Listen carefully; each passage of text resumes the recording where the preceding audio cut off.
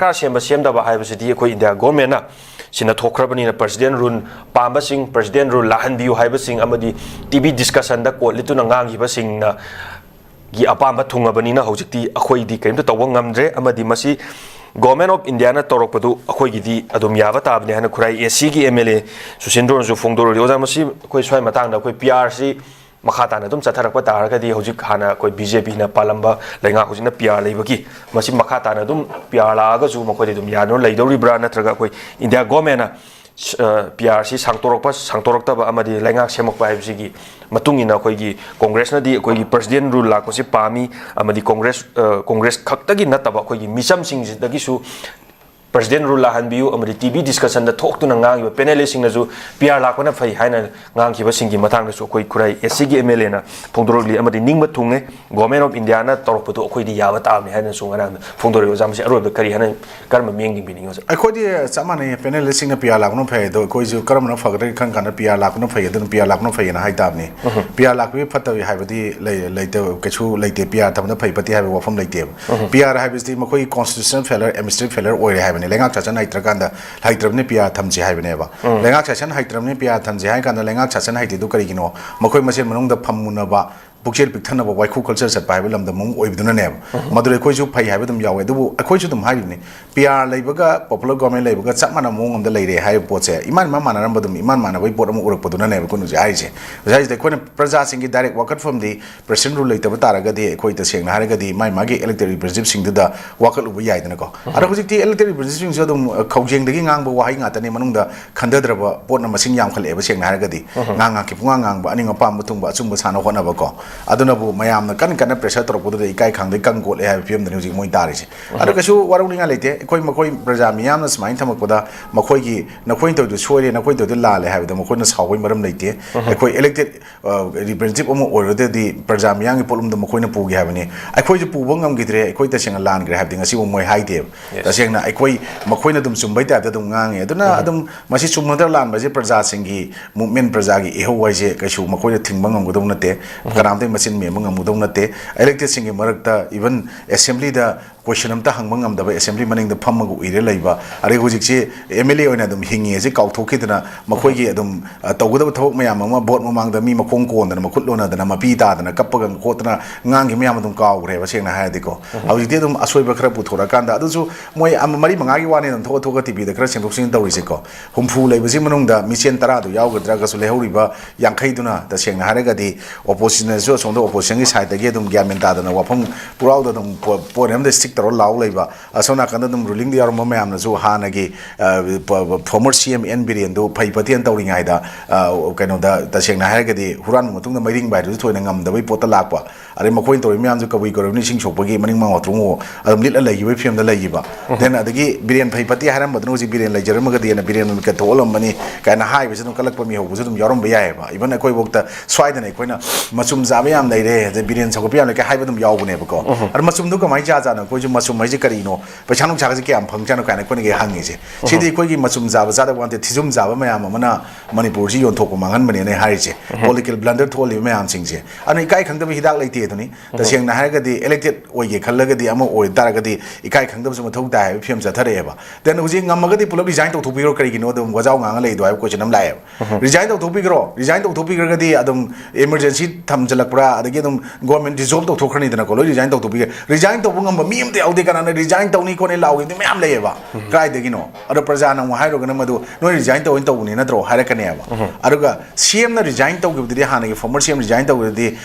resigned to Pamam Yogam Murta. Aragita saying, I pump Tadoyam Haidania, pump the Tadoki with the Karigi, was it Karigi, my Mahutu Chilaga, Karantana Sidmungam, do not have the Hyrogana, Muzi BJP put Nexus Labor Hana, promoting a pro BJP Harakaneva. But they put the Tanning the Nico BJP Congress Kumbo Poche, Pukola Kana Zuka, young the then political party Miam Lagasu, channels in the Hajaniko with a canoe. Togano Moya, the name of the Nukusukai, Moya in India. Kanasena with Toga that I, as I get Tana with him Lagasu, Kana Ponate, Aromo, Ikai Kandraba, the Shang Haragadi, पोटसिंदुगी हिदाक लेते हाय पोतो तनिंग जंगे अदुना तसेंगना स्वाइदा अखोइगी panel discussion the खनर कदौदोइनो खोतोइनो हायदो सिगी discussion सिंग अदुगा तसेंगना हायगदी वा तानाबा मयाम यावद्रगदी लेंगाक शासन तौबदा मखोइगिदु लालेदा चुम्मी कैमता हायरकनु हाय तागनि साइ any cookie tribe की कांगु लिसत चटपो कांगु मतुंग इनबा कांगु मखोइगी मचुमजा मतगा मखोइगी मरुमदा मखोइगी मचुमगा हायरति जुम जाबा का हायदा दुगी पोतो तानिंगे हायबा लेबाक अमा तसेंगा असुक्थिना वारकांदा मखोइ तसेंगना तोलोब खरा एलेक्टेड अमगा लाख अनि खरा फंगवा लानिंग खांग फंगब्रा मोय अदुई पोतु गतंग येंगा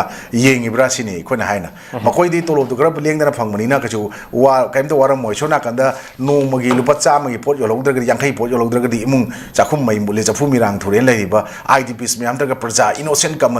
कमन पीपल सिविलियन म्याम अम वारि पोसिनि मखोइ उद्रबाबा सिरे हुराना लादा पैसा तालागा खोंबा लुपांग खरा कोला कारकप म्याम दुनदि करि खंगुनि दुमुदि बिजनेस मोटिव बिजनेस माइंड तसेंगना हारगदी जेसीबी अम लोरगदी दीपर अम लोरगदी खोंगमान खर कोलगदी मियांग म्यूट ओ यारे हादुन यारोयबा कारिबा मियांग म्यूट या मयाम सिदा लेवाकी ओबा थबक तोरपा ग्राउंड दगी ओइना तसेंगना मदुगी रियलिटीज म्याम अमा ऑर्गेनाइजेशन म्याम अमा यावरकाना थबक तोरपा कारक मी क्याम यावगे कार ओय कैगिनो पैसा लेते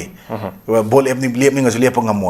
अखोई खरग की वानी बोल लेपरोय अदु तोरेना लैगिबा पोरोयदि खंगदे नत्रदि सात्रगी रिप्रेजेंटेटिव ओर मे सात्रगी ऑर्गेनाइजेशन लीडर ओर मे अदु हायगदि ठिका तौ खंगदे कॉन्ट्रैक्ट तौ सप्लाई तौ खंगदे मयाम अम तोरग पैसा लोन लाना हुरालगा तालगा पैसा मयाम पैसालगा खरलगा भोट लेपके हाबजना अरोय पादमे तो ओय पॉलिटिक्स यावदब यादे पॉलिटिक्स से मसनी अखोई प्रजा खुदिम खंगब मथौ ताई अदुगा अखोई वोटर ओरबा अदगी अखोई मयाम इलेक्टर ओरबा मयाम जो दका ओय मिरेप मिखल म्यूट हाबजा महुत दका ओय लेबा अम शांति ओहनबा लेबा अम सलाइबा शासन तौ फजन निंखा तम लेबा अम गुमना लैबदा हाइबसे खंगब तारगसु चनबी अमोना लाखरबा पैसाना भोट लैगनी पैसाना मी खोंगनी अर पैसा पारगदि भोट लेप याय पैसा पारगदि इलेक्टेड ओइबि याय पैसा पारगदि मंत्री ओइबि याय चीफ मिनिस्टर ओइबि याय मिनिस्टर ओइबि याय पोत चथरगदि लेबा के पोर अमता खनब लैरोय लेबा के कानब तौरोय अदु तागदि कथोक पाहाबदुना चिंदना तम मांग थारगा थोलागा थबक तौनिंग वाखलदो इल्लगा चाबी थारगा चटपना तब मसागे बतोंगाना क्रिएटिविटी आइडिया लैबा अर पोटेंशियल लैबा अरुगा यामना स्टैटिस्टिक प्लानिंग पॉलिसी यात पाहिबा कांगु सिंगना